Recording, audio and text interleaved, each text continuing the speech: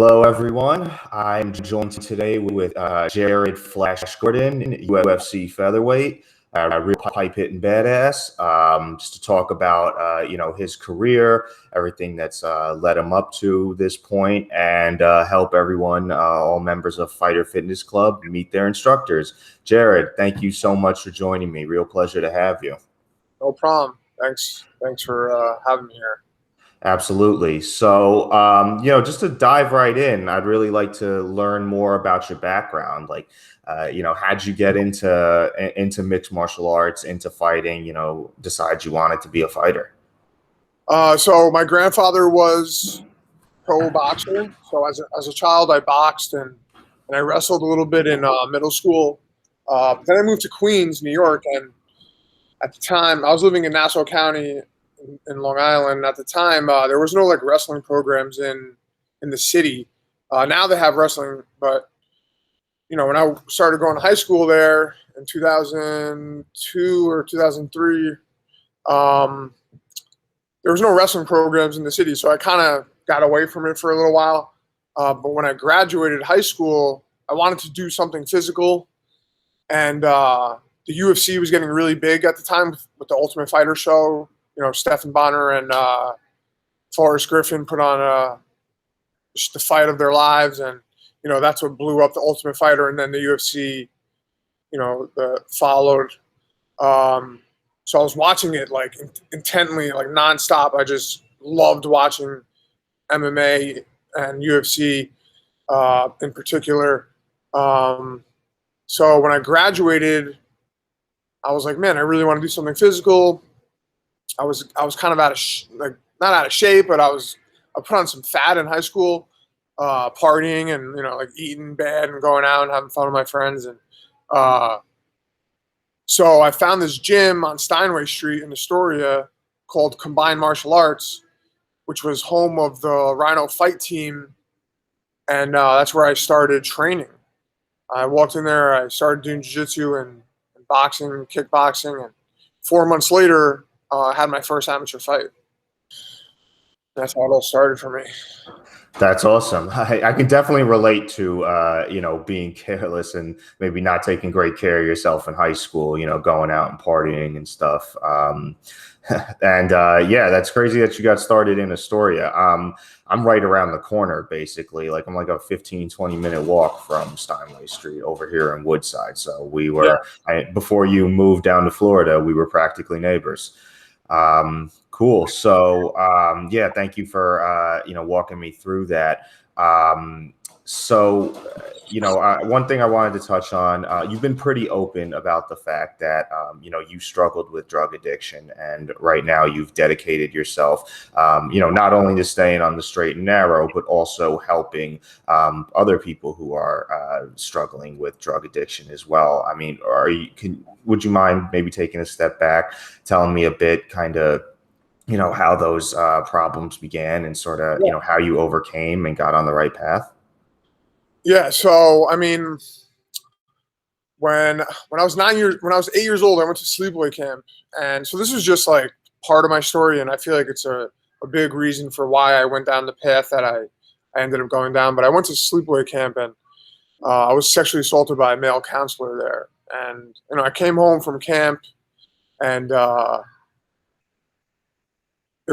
just turned 9 years old that September, and I started smoking pot with my older brother, and we had some older friends. They were like 13, 14, and they were smoking pot, and I was there. And so it just naturally, influences and being around it, I started, at a really young age. Obviously 9 years old is really young to start smoking pot. And, I started drinking, and, I was like an addict right away. Like I knew that I would continue to smoke pot and drink and stuff as I got older, and that's what I did. And addiction is a disease, and my disease like progressed fairly quickly. I had tried a lot of other drugs over the years, and when I was 18, a couple years, or 19, after I started training, I hurt my neck really badly. My friend at the time had like a bunch of Vicodin, and he was like, "Hey, you want a Vicodin, for your neck?" And so I tried Vicodin, and the next week, I was like, hey, you got some more? And then I bought I kept buying more and more, and it just snowballed. Next thing you know, I'm eating like 20, 30, 40 Vicodin a day, and it turned into OxyContin, which turned into heroin eventually, and then I was an IV drug user, heroin, cocaine, anything I would shoot, I would shoot. And I was in and out of treatment and detoxes and psych wards and hospitals. I had overdoses. I got arrested like 8 times directly or indirectly because of drugs and alcohol. And I was facing 25 to life at one point. I got arrested for a home invasion robbery, felony battery, and I beat the case though, thank God. And I finally got sober 2015. I overdosed on Christmas Eve 2015. I ended up in the hospital. I got out of the hospital and I was really dope sick. I ended up getting high one more time, but I went back to detox that night at Flushing Hospital. And so my first clean day was the 27th of December 2015. And I've been sober ever since. So for me, like, I found God, and I go to AA and I help other addicts and alcoholics, and that's what keeps me sober now, is giving back and doing work to help myself and others on a daily basis. That's an incredible story. I mean, I didn't know all about that. I just read a few things about you online.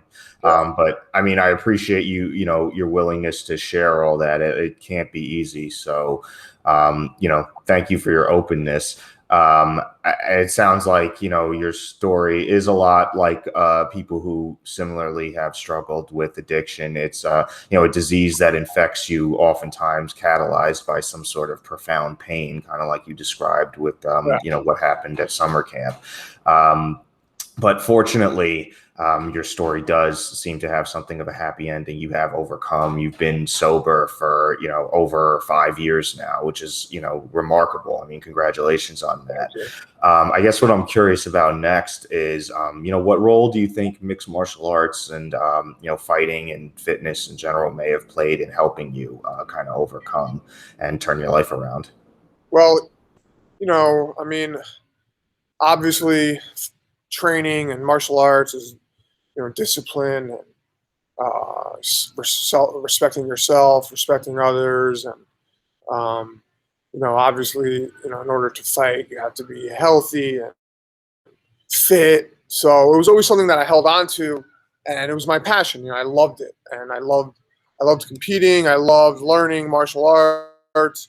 I was, fairly good at it. So it was something that throughout my addiction, I always held on to, and I was always like, well, like, I can always go back to fighting. Like, I don't have to live this way. So I think, like, as an addict or an alcoholic, you kind of have to find your passion or your why. And, at first I thought it was fighting, but I've realized, like, yes, obviously I love fighting, and it's my passion, and it's what I love to do, and it's the way I make a living. But, martial arts is a way for me to have a platform to help other people. So it's not necessarily my purpose anymore. It was when I was first getting sober, or when I was still using. It was like, okay, I got to get back to fighting. That was my purpose. But now my purpose is, to use fighting to help others, and it's grown more into like a higher, like a source of help for others, and to keep myself sober. So it's not necessarily, oh, my whole purpose is fighting and becoming a champion or something. My purpose is, fight, become a champion, so I can have the bigger platform to help other people. So it's more than me. It's more than fighting. It's trying to, like, spread positivity and do God's work and help other people, help, my fellow brothers and sisters battle the same demons that I battled. Yeah, it sounds like, martial arts, it helped you understand, get a sense of self-worth and understand, you had something to live for, that there was, your life was worthy. And through that, as it, kind of helped you overcome the addiction, that grew into that real passion you described, your real purpose in life, which was to help other people overcome the same, understand their lives were worth living, and that they could, be clean and, live a good life. If I'm understanding you correctly. Yeah, definitely, 100%. All right. Awesome. Thank you again for being so open and telling me all about that. Really appreciate it. So I guess I'm kind of curious just more about the mixed martial arts journey in general, to kind of take a quick pivot here. Obviously before the UFC, you've got to fight for more regional, smaller promotions, stuff like that. I mean, do you notice any difference between, I'm sure you do, but like what sort of differences there are between like the UFC, getting onto that bigger stage, and maybe some of the promotions you came from before? I mean, obviously bigger platform, way bigger platform. It's national television, international television, and so you get your name out there more, obviously. And another thing, obviously, is money. The money, more money involved, and now I can make a living. Before I wasn't able to make a living fighting regionally, so I had to do other things. But now I'm able to devote all my, most of my time to fighting and training, because I'm able to support myself fully through it. Um, the competition is tougher, obviously, as well. So when on the regional promotion, I had lost one time before I got to UFC. So out of 13 fights, I was 12-1.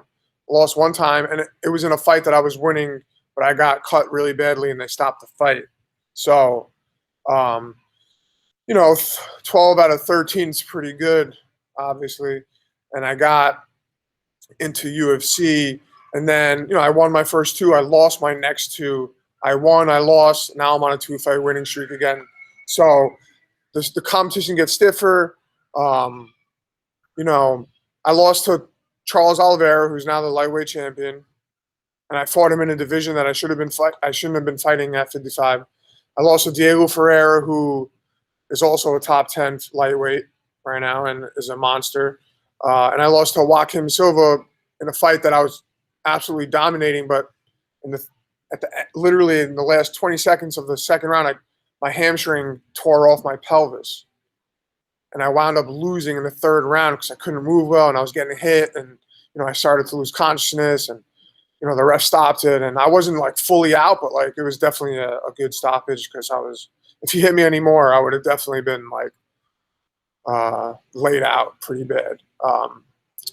So my losses are like to guys that are really good, and my one loss is kind of like due to the fact that I was injured. So, but I'm back on a 2-fight winning streak now, and I'm in a division where I think I could do really well and dominate. And fighting is like this. It's just up and down and up and down. 1 minute you're the best and everyone loves you. The next minute no one cares about you. I think I forget the boxer's name. I think it was Margarito, or I forget, but he said that he beat. I think he beat Cotto, and like he had like, by the time he got back to his phone, he had like over 1,000 missed phone calls. And then he lost to someone, maybe it was Pacquiao or something. And he got back to his phone and he had 3 missed phone calls. 2 were from an unknown number, and 1 was from his mother. So like, that says it all. Like, everyone loves you when you're the winner. No one cares about you when you lose. And it's just sad. It's sad, and it's eye-opening, and but it's the name of the game, It's just the way it is. Like, that's how the world works, But if you're able to persevere and overcome and get back in there, and get back in the win column, and you're able to grow as a person and as a human, not just as a fighter. So It definitely has added a lot of happiness, depression, anxiety, and fulfillment in my life. But it doesn't like fighting doesn't fulfill me completely. Like I love it. It's the way I make a living. It's the way I'm able to use my platform. But helping others is really where I get my fulfillment from. Like I just bought a new car. I bought an Audi, and I was so excited. I was like, man, this car's amazing. And then like I test drove it and I was like, oh, I want it. I was so excited. I was doing the paperwork. I finally, I paid them. I gave them my other car. I put a down payment down, and I like drove off the lot, and I was like, what am I doing? Like I had like immediate remorse, like I was like, man, now I got to pay for this thing. And like, it wasn't it makes me happy, but like, then like I have like moments where I'm like, ugh, it's like buying like a new pair of sneakers. Like as soon as they get dirty, you're like, all right, I need a new pair. Like these sneakers are no good anymore. Like in like 6 months, I'm gonna be like, oh, this car's old news. Like, but I get like everlasting fulfillment from helping others. Like that feeling of helping others and doing for others is like everlasting. Like it never goes away for me. Like so, I'm happy that I'm like fighting gives me the ability to find fulfillment, but it's not necessarily through winning or like making money or anything like that. So, but it does give me the chance to help others, which is where I'm able to find my actual happiness. So I definitely owe martial arts and fighting, and like the process of learning and learning new techniques and discipline and training and camaraderie with my teammates, like that also gives me fulfillment as well. Yeah, absolutely. No, a lot of great points to kind of unpack there. I mean, first, congratulations on getting the Audi. Those are really nice cars. So way to go there. But you said something I thought was really important to kind of touch on, which is that ultimately doing something like buying a new toy or even winning a fight, it's like temporary euphoria. That doesn't stay with you the rest of your life. Maybe making a difference. Let's say like going back to helping a fellow addict really stay sober and get their life in shape. That sticks with you for a lifetime. And that's why that's your real passion. So, I hear where you're coming from. Also, the kind of roller coaster ride you described was, very profound, but also kind of in hindsight, like not surprising. I mean, I've heard it said fighting, especially in something like fighting, they say you're only as good as your last one, right? Exactly. So, yeah. Well, also, I mean, congrats again. I remember I first wanted to reach out to you because when I saw your last fight, the second of that 2-fight win streak you're on. So, congrats on, notching a few W's, and looking forward to seeing you put a few more there. Sure. Definitely. So speaking, talking about like winning a fight, right? I guess obviously, you drill technique and you get, fit and in shape. You learn how to throw a really hard punch. You get your cardio in order so you can last 3 rounds or 5 if you're going for a championship. I mean, other than that sort of thing, what do you think it really takes to be a terrific fighter? Well, I think it's more mental than anything. Obviously, you obviously need to be in good physical condition, but they say like fighting is like 80 or 90% mental, and the other percentage is physical, which is true. Because like I've seen people that were exhausted just give up because they were tired, and I've seen people that were exhausted that were like, well, I can get through this, and they keep going. So like the mental will always overcome the physical if you're mentally fit and spiritually fit, and if you're I don't want to say like people are quitters, because fatigue will make cowards out of real men. I've seen guys that like thought they were big and bad, and like they're not martial artists, and they come into a gym and they're like they get crushed by like a little guy, and they're exhausted, and they're like, oh, I can't go any longer, I can't. And it's like, oh, you're not so tough anymore, huh? You're exhausted, and the guy's not even really hurting you, but he's just like wrestling with you, and now you're exhausted. Like I was talking to my friend the other day, who's like a major athlete, super athletic, great shape, and we were doing stadium sprints on the steps at FAU University, and really high up there, and it was hot out. It was like 90 degrees, and it was exhausting. My legs were gone, my cardio, my lungs were going. And, I think I have pretty decent cardio. And, I was able to get through it, but he doesn't train. He's not a fighter. He's like an athlete, but he was like, he quit. He was like, bro, I can't do it anymore. And I'm like, all right. He's like, it's just a different kind of cardio, And I was like, I know. And I was like, all right, now picture that feeling while trying to fight someone else. And like you're bleeding from your nose, so like you're inhaling your own blood, and like your eyes swollen shut, and the guy's still coming at you. And he's like, I couldn't imagine it. He's like, I can't believe like that's how you feel in a fight. I'm like, yes, and that is how you feel in a fight. If anything, you actually might even feel even worse in a fight, because it's like doing sprints is like a controlled thing, where it's a controlled environment. Like you can go or not go as hard as you want. So like. But in a fight, like you can't just stop because this guy's coming at you. So like it's not controlled. It's not a controlled environment. You don't know what's going to come or how you're going to feel. Or 1 minute you're fine, next minute you're bleeding out of your mouth or something. So it's like you don't know what's coming or going, and you're exhausted. Your arms are tired. Your legs are tired. Your lungs are huffing and puffing, and like you got to fight. You got 2 more rounds against a monster in front of you. So, it's a different, fighting is like a different feel, but it's mental. Like if you're able to get through it mentally, like, then I think that goes a very, very long way. Tough guys only last so long, in fighting. I've seen guys who were tough and scrappy and they do well. And then once the competition starts getting a little stiffer and guys are smarter fighters, more technical, they tend to not, they get weeded out, and they might not necessarily make it to like the big show. Yeah, that kind of reminds me of what Mike Tyson was famous for saying, right? Everyone's got a plan until they get punched in the mouth.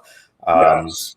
Just goes to show the tough guys, even guys who are skilled, can get folded up pretty easily when. Yeah, anybody can get folded, especially in this sport. Like those little 4-ounce gloves, like you've seen it. Like the only guys that haven't lost are Khabib and John Jones. And John Jones, is a supposed cheater. So I mean, like, it's very rare when someone hasn't ever been, beat up or lost or something like that. Yeah, it can happen so many different ways. And your point about mental toughness, it kind of reminded me of like Ronda Rousey a bit. She was cleaning everyone's clock, making it look easy. Then she got up against Holly Holm, who really hit her back hard and was not afraid of her. And then I think she might have collapsed a bit mentally because then she only had one more fight after that. And, the competition kind of blew right past her. And because she wasn't so mentally tough, she, couldn't handle it, it seems like. And I think that goes to your point about mental toughness, once she met someone comparably skilled, her mental fortitude kind of failed her, and that was it. Yeah, for sure. So that's kind of really what it takes to win. But it seems, but also to have like a successful career, of course, it takes more than just winning, right? I mean, like Conor's not the most winningest fighter in UFC history, but he's the most successful from like a career and money standpoint. Yeah. Sure. So I guess, what do you think it takes other than just winning to really have a successful career in MMA? I mean, I think having a good story, marketability, obviously, the way you sell yourself, the way you speak, people you influence, the people that follow you. Obviously, you're a brand, and you have to sell your brand, just like any other business. And this is the entertainment business, so you have to be able to entertain, and the way you fight goes a long way. The way you win goes a long way. So it's more than just being a good fighter, obviously. And you know, it's not many people have, or no one has reached that level of Conor just yet. Maybe Israel Adesanya is getting there. He's definitely, but look at John Jones. Like, he's not the most paid fighter, you know, and I think it's the only other person that really compares to Conor is Khabib, I think, but he also has like a country and or a whole like region full of people following him, you know. In America, unfortunately, like no one cares. There's so many American fighters, like, so, you know, Conor had a whole country behind him, plus a lot of other people in other countries. Khabib's got a whole area of people behind him. In America, there's like a million fighters, so it's like, unless you really stand out, it's hard to get all the fans behind you. But you know, that's also like 1 in a million too, is reaching Conor status. So, you know, he did what he did perfectly, and look where he is now. He just sold his proper whiskey business, and apparently he made like a ridiculous amount of money. And he was on the Forbes highest paid athlete this year, I think. So he's done quite well for himself. Good for him. But, you know, it's all about marketability and winning. Winning is the number one thing, I think. And then after that comes being able to sell yourself to a grand audience.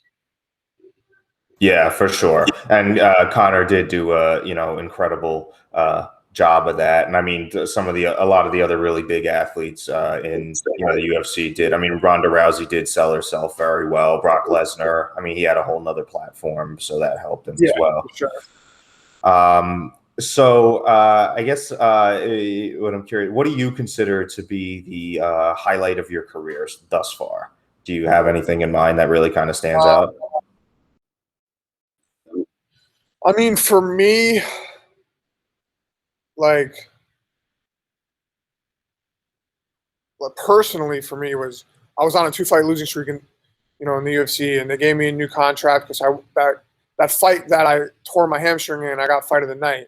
But that was the last fight of my contract, so I was afraid they weren't going to re-sign me. But they did. They gave me a new contract. But then on the fight after that, I had to win, otherwise 3 in a row, and that's not a good look.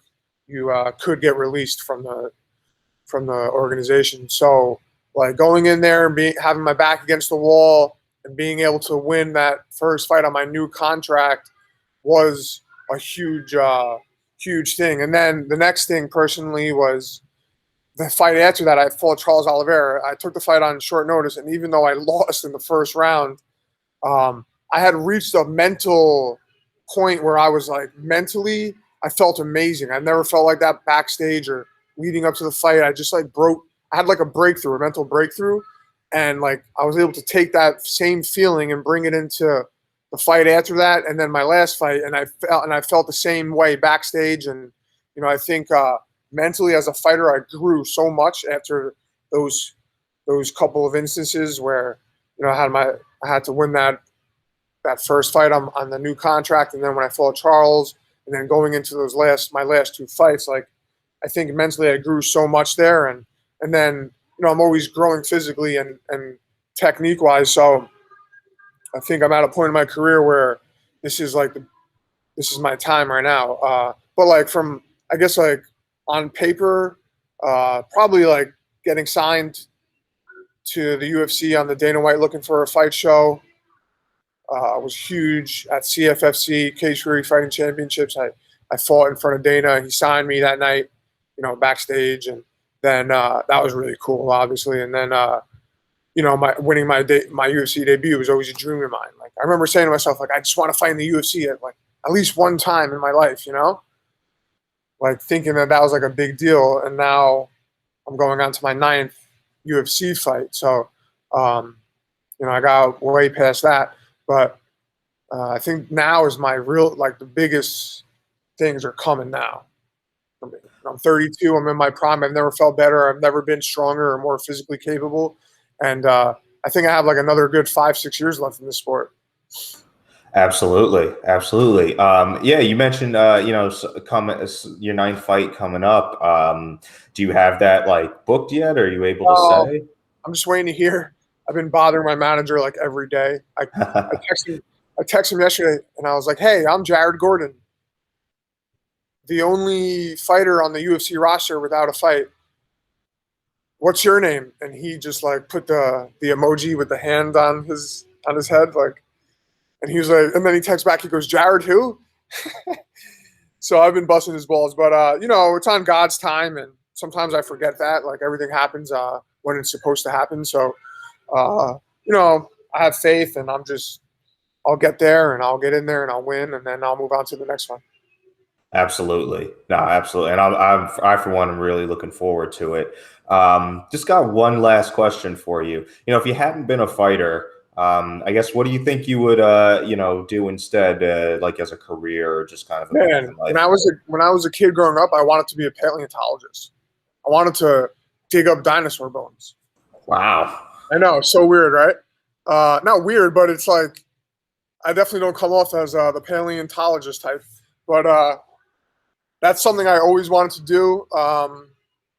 You know, I'm not sure really what else I would have done if it wasn't for fighting. I actually got accepted to LIU. I was in the pharmacy program. I was working at a pharmacy in high school.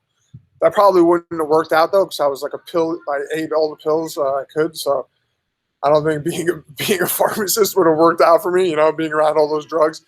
But I was in school for that, and then I decided to fight. My dad was like, "Yo, you got to choose one, fighting or school." And I was like, "All right, I'm gonna fight." And I remember him looking at me like, "Oh, you want a good choice?" But I really don't know, man. I guess there's nothing else. Like, this is what I'm supposed to do. So I don't think there is maybe something, you know, I got to see after fighting when I'm like 38, 39, 40, like then I'll know, I guess, what else I'll do in life. But I mean, 40 is not too old to be digging up no, dinosaur bones if you really want to. So yeah, I know. Sure. When you mentioned you know, not looking like a paleontologist, I think like Ross from Friends was like a paleontologist or something like that. And I'm like, yeah, he's right. You definitely don't remind me anything of David Schwimmer. So but yeah, no, definitely not a strange thing at all for a kid to want to be into. I'm sure a lot of kids have thought about Yeah. you know, every kid finds dinosaurs pretty cool. So Sure. yeah, who knows? Maybe you'll be the first ex-UFC fighter to dig up dinosaur bones. That'd be pretty cool. Yeah, oh, one last question that did kind of occur to me. Is there anyone in particular like you really would like to fight right now? man, honestly, I haven't even thought about it.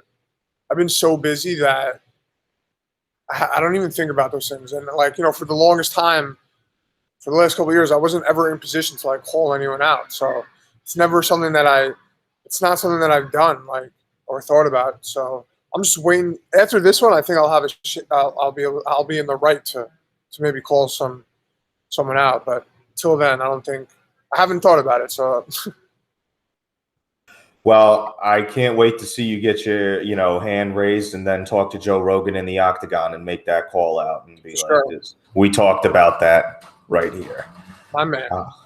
All right. Well, Jared, thank you so much. Really appreciate you taking the time, tell me your story, answer these questions, and yeah, just sit down with me. I really enjoyed, you know, getting to know you a bit better, you know, introducing you further to the fans. And, you know, I'm also looking forward to, you know, making more content with you.